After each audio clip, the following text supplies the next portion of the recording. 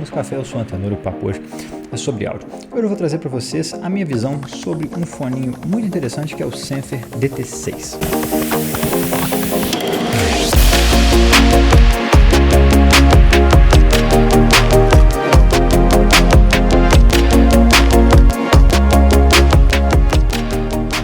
Agradeço imensamente aqui ao amigo do canal, Jefferson, que mandou esse fone somente para review e não pediu para falar nada bem ou mal dele. E valeu demais, Jefferson. Quem puder, deixa um salve aí para ele, que está possibilitando esse review para o canal. Convido também a conhecerem minha campanha lá no Apoia-se. Essa campanha ajuda pra caramba a manutenção do canal e a continuidade de trazer esses vídeos aqui para vocês. Vou deixar o link aqui na descrição. Quem tiver interesse e puder ajudar, eu agradeço pra caramba. A Zenffer é uma dessas marcas meio obscuras chinesas, não tem site na internet, tem poucas informações e tem alguns fones que são divisores de opiniões.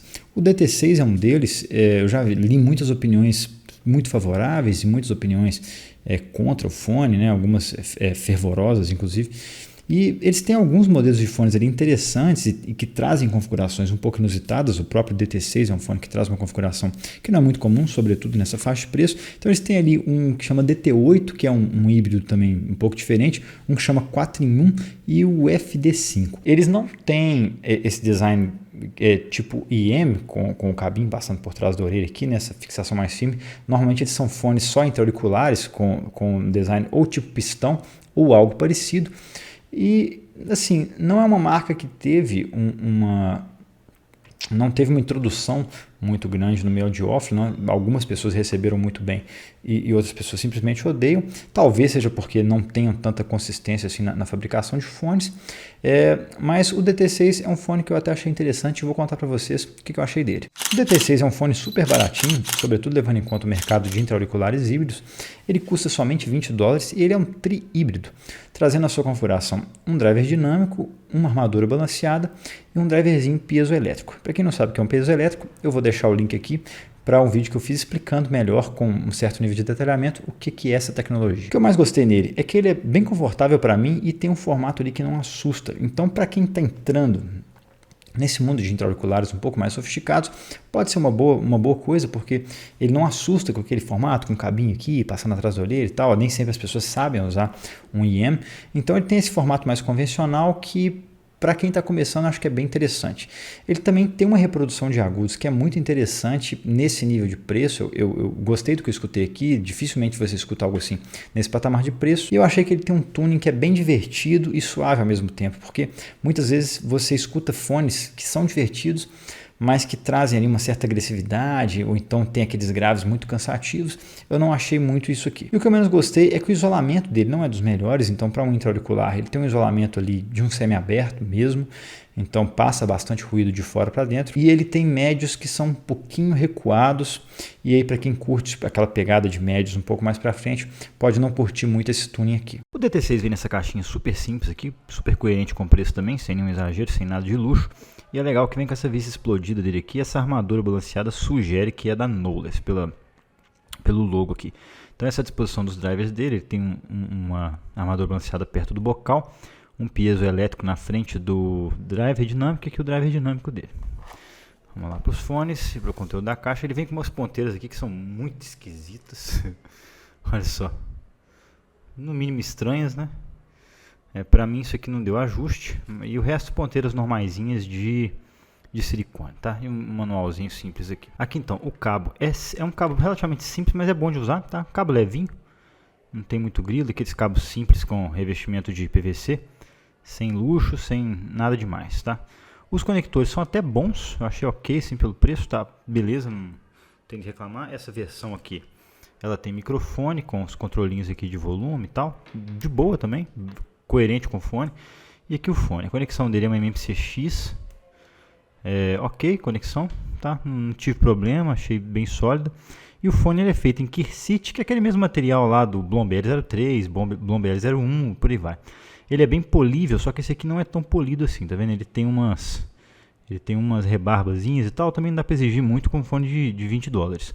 Ele é semi-aberto, dá pra ver que ele tem essa grelha aqui do design dele semi-aberto. Mas assim, super ok, nada demais, sem luxo, sem exagero. Fone ok. As especificações técnicas dele eu vou deixar no quadro aqui embaixo como sempre, e o que dá para ressaltar é que é um fone extremamente fácil de tocar. Onde eu pluguei aqui eu toquei muito bem, mesmo ele tendo essa impedância de 16 ohms que é bem baixa, ele não teve descasamento de impedância com nenhuma fonte que eu testei. Normalmente eu testo, essa pior fonte que eu tenho é um tablet chinesinho simples aqui, e eu espetei nele também e tocou super bem, sem ruído e tal. Então realmente é um fone que é bem fácil de tocar, bem acessível. Ergonomicamente falando, eu achei ele bem interessante porque ele tem um design de um intra-auricular comum, ele não é um monitor intra-auricular, então normalmente isso não assusta muitas pessoas que estão começando nesse hobby e estão querendo testar ali um fone um pouquinho mais, com uma configuração, uma sonoridade um pouquinho mais sofisticadas. Então é interessante por isso. Para mim ele ficou super confortável, mas eu entendo que ele tem ali o bocal pouco profundo, então dependendo do formato da orelha da pessoa, eu sei que pode não servir tão bem assim. Então é um design ali que pode ser um pouquinho seletivo sim com relação à orelha, mas ele traz ali uma seleção de ponteiras interessante, inclusive uma ponteira que eu achei bastante esquisita, que é com várias estrias assim, meio estriada, nunca tinha visto esse tipo de ponteira na vida, e ele traz esse tipo também.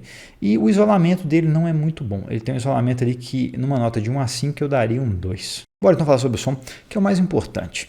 Na parte técnica, ele não é muito bem desenvolvido assim, mas certamente está acima da média e para um fone de entrada é bem legal. O palco dele toca hora dentro da cabeça, hora fora da cabeça, mas majoritariamente aqui meio que entre os olhos, então ele não tem uma projeção espacial legal. Porém, eu achei que ele tem primeiro, uma apresentação de detalhes que chamou atenção. Eu acho que nesse nível de preço é bem interessante sim. E ele tem também uma separação de instrumentos e um posicionamento de instrumentos que é bem legal. Mesmo o palco sendo bem comprimido, você consegue entender bem a posição de cada instrumento aqui. Então, nessa faixa de preço, eu acho que é um fone que pode impressionar muita gente nesse quesito. A tonalidade do DT6 para mim soou como um fone bass heavy. Eu já falei sobre isso aqui, mas Bass Heavy é um fone que tem uma pegada ali de subgraves. Então ele tem uma implementação mais com subgraves mais para frente mesmo, sem que isso vá muito para a região grave e média grave. Então o foco é mais nos subgraves.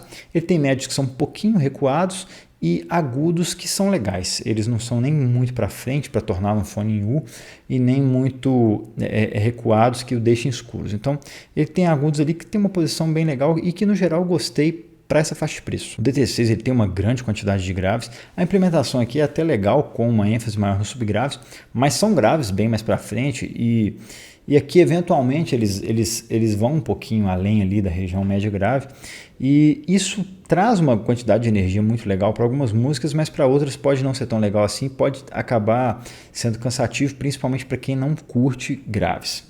Então eu achei que é bem legal escutar música tipo EDM, né? Hip hop, rap, fica muito massa, fica energético pra caramba, aquela batidona que preenche tudo, que é divertida, mas para muita coisa falta um pouco ali de velocidade, de definição. Então quando você escuta metal, por exemplo, né, você tem bumbo ali, pedaleira, pá, não fica tão, tipo baixo, não fica tão separado, então acaba gerando uma certa congestão.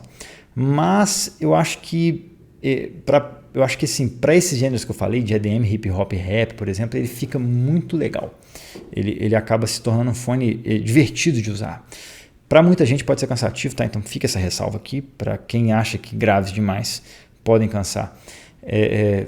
Não recomendaria esse fone, mas eu gostei pra caramba de ouvir esses gêneros, eu particularmente não fiquei cansado, e com essa pegada de subgrave que ele tem muito chão, ele tem essa pegada muito cavernosa, então acaba sendo bem divertido e muitas vezes é bem legal escutar música desses gêneros com ele. Seus médios são jogados ali para uma região mais quentinha, são bem calmos, normalmente agradáveis de escutar e trazem um colorido ali, diminuindo a atividade na região mais média aguda, que podem trazer aspereza, podem ser cansativas eventualmente. No DT6 ele suaviza isso, traz uma textura que é mais tranquila, sempre calma e alterando também alguns timbres, tirando um pouco a naturalidade de alguns timbres. Então você escuta, por exemplo, um violão do Alan Taylor ou do Chris Jones, por exemplo, que normalmente se apresentam bem metálicos, assim, eles têm gravações com violões muito bem apresentados que trazem realmente aquele timbre de corda de aço, que às vezes fica até um pouco demais. Fones mais metálicos, isso fica metálico até brilhando. Mas no DT6 ele suaviza tanto esse tipo de timbre que você quase acha que é uma corda de nylon. Então ele traz um colorido deixando os timbres médios mais suavizados mesmo, mais calmos e tranquilos. Eu acho que isso é bom em algumas ocasiões, não é uma coisa de referência, mas é algo que deixa o fone bem mais fácil de gostar para ouvir música de forma bem relaxada. As vozes nele também são bem relaxadas e elas têm uma pegada ali que é um pouco velada, mas não é demais também, mas tem essa pegadinha um pouco velada e elas são meio recuadas. Então é como se o cantor cantasse ali uns 2 passinhos para trás no microfone. Não é algo demais, muito para trás, que chega a ficar para trás dos outros instrumentos, mas é realmente como se fosse 2 passos para trás do microfone.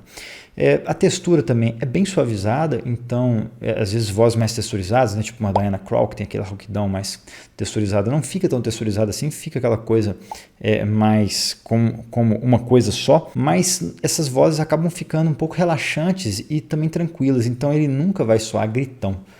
Mesmo que você coloque algo com uma voz mais crua gravada, ele não vai ter essa pegada gritona e acaba sendo mais relaxante. Os agudos dele são levemente recuados, eu acho que estão numa região ali de serem um pouco inofensivos, colorem um pouquinho os timbres, então eu acho que eles trazem, por exemplo, essa região dos timbres metálicos um pouco para trás, então acabam tornando esses timbres mais macios.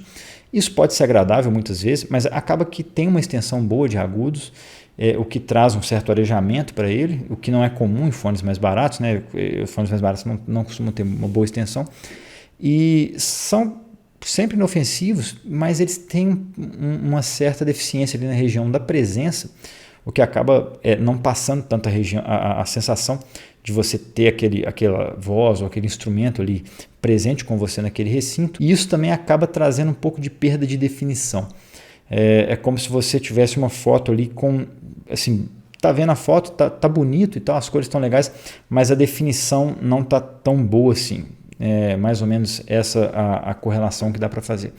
Mas são agudos inofensivos e que, por uma certa sensação de resolução que eles trazem, eu acho que são capazes de impressionar principalmente quem está entrando no hobby. Bora então concluir, gente. Eu acho que o DT6 é um fone muito interessante como algo de entrada nesse hobby, porque muitos fones dessas linhas de entrada mais baratinhos, eles podem assustar em alguns aspectos. Primeiro pelo formato de IEM, né? Eu já vi muita gente usando IEM errado, usando trocado, tentando usar ele sem passar o cabo aqui por trás da orelha e tal. E isso é mais comum do que se imagina e eventualmente pode até espantar as pessoas, porque o cara pega um fone lá, sei lá, um Blom BL03, você olha assim e fala, pô, ou então um Blom BL Mini, né, que é quase um psicotécnico para colocar o fone. E aí o cara olha assim e fala, velho, não vou usar esse negócio, entendeu? Ou então tenta colocar, já vi gente tentando colocar direto, perguntando em pergunta de Facebook se está certo e aquela coisa escabrosa. Então, eu acho que esse tipo de fone é muito legal para alguém chegar e conhecer o hobby, porque ele traz certas características que são interessantes. Primeiro, esse design de fone intra-auricular direto. E segundo, que ele tem uma sonoridade que é diferente desses fonezinhos comuns intra-auriculares que a gente tem, tipo aquele AKG basicão que vem no Samsung, sei lá, às vezes até aqueles Sony MH que vinham nos fones da Sony. Os próprios Motorola, que são bem inferiores aos outros. Então, eu acho que as pessoas podem se interessar mais pelo hobby entrando por um fone como esse. Ele tem um cabo destacável, o que nessa faixa de preço é legal também, quer dizer, você pode trocar o cabo ali se ele der algum problema. Fones como, por exemplo, o Moondrop Quarks, que está próximo ali em nível de preço, não tem um cabo destacável, mas também é uma ótima recomendação para quem está entrando, só que esse acaba estando num nível superior, por trazer uma sonoridade que é um pouco diferente do convencional e ter esse lance de cabo removível e tal, é algo que a pessoa vai aprendendo ali para ir crescendo e subindo degraus dentro desse hobby. Então, certamente esse fone seria uma recomendação sim, como um presente para quem está entrando no hobby ou alguém que está conhecendo esse universo agora, quer pegar um fone um pouquinho mais sofisticado, com uma sonoridade interessante que, sobretudo, curte uns graves mais para frente. Eu acho que vai se interessar muito. Tá legal, pessoal? Essa foi minha visão sobre o Senfer DT6. Muito obrigado, Jefferson, por ter mandado esse fone para review. E deixa um salve aí para ele, quem puder, que ajuda o canal. E ele vai ficar feliz também. E é isso, gente. Um abração, até a próxima. E valeu!